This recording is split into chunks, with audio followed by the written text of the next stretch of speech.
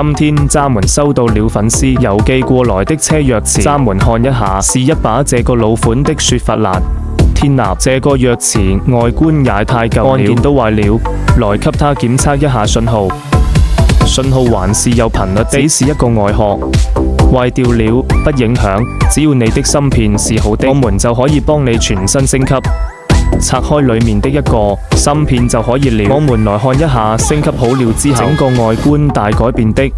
然後把芯片放在一個焊接台上，我們需要給它進行一個無損的焊接了。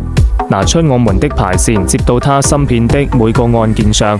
焊接過程也是需要技術活的，看着很簡單，每一步的話都要焊接牢固，因為改好的液晶鑰匙可以長期使用的。拿出我們粉絲改裝的這款夢幻銀的液晶鑰匙，外觀非常大氣。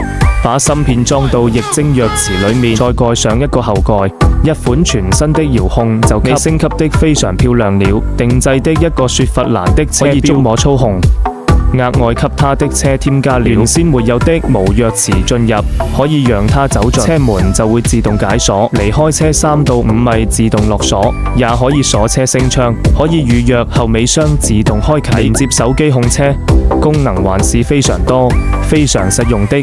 我們現在2次檢測，因為要檢測它的按鍵、信號頻率功能一切穩定，才可以發回去給粉絲放心使用。